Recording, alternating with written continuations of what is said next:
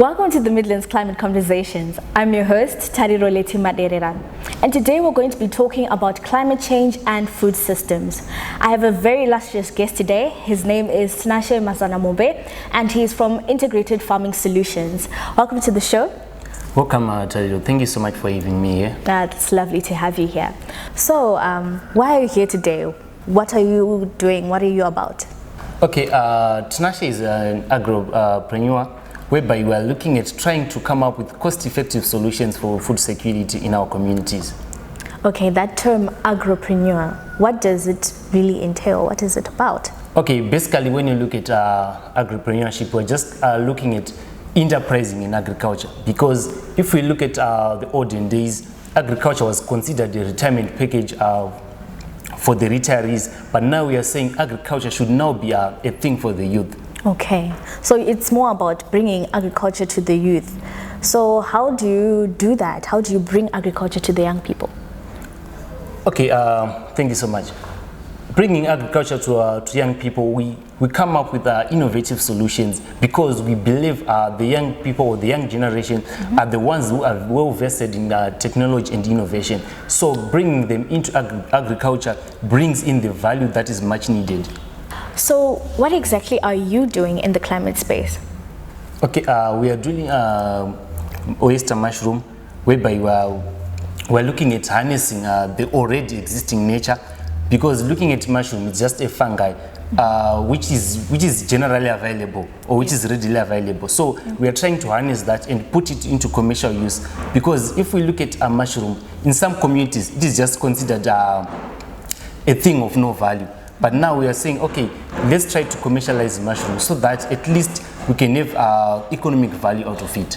Okay, and in the process of adding value to the mushrooms, do you make products out of it? How are you exactly putting value onto the mushrooms?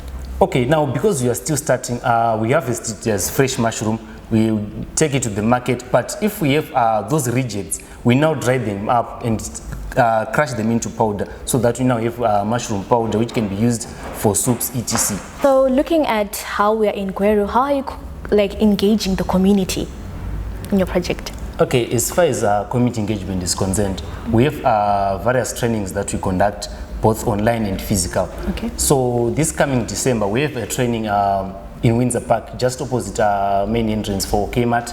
We have an oyster mushroom training, whereby we have a number of youths, around 20 to 25, who are going to take part in oyster mushroom production. And when is this training going to happen? 14 December 2024. Okay, so why are you doing this training? Basically, the main reason for us to do this training is a sustainability initiative for integrated farming solutions. Okay. But at the same time, we also have a vision to have all trained farmers on board, such that we can organize and form a cluster whereby we create a unified market to realize the much needed economic value out of it. How did this passion begin? How did you come up with the passion that you have right now? Yeah, as a university graduate and with all this unemployment, I had to start agriculture. Why? Because I just had a piece of land which I could utilize. I tried growing cabbages, I tried lettuce, but it didn't come up well just because of climate change, the diseases and all. So I met this other guy from Vuma, from Young Farm Private Limited, and he approached me and he said, okay, you're a brilliant young man, and why can you not try mushroom? And with me knowing mushroom from my rural areas and all, mushroom is considered a poisonous item. So you find through that, I had to try my luck. So that was in July. We had our first training with Mr. Akim from Mvuma, and our training was successful. We were given a few packs to go and try out. So trying out and harvesting and testing the mushroom, I said, okay, this is going to be integrated farming solutions. We are going to do this. Okay. So as a young person, you've encountered the problem of unemployment, and you've discovered that within the situation where Zimbabwe survives from rain-fed agriculture, and you realize there is a niche that you can get into. So are there any problems that you have encountered, and what solutions have you come up with to encounter those? Yes, we've encountered so much problems, but as far as solutions are concerned, like I said, we are now looking into the nature-based solutions, whereby we are trying to harness what is there. Because looking at mushroom farming, from a 500 square meter mushroom house, you get around 3 to 4 times the money or the revenue you are going to get from a 500 square meter of tomatoes in a greenhouse. So looking at those figures, you actually see the value that lies within mushroom farming. Okay. So what are you currently working on?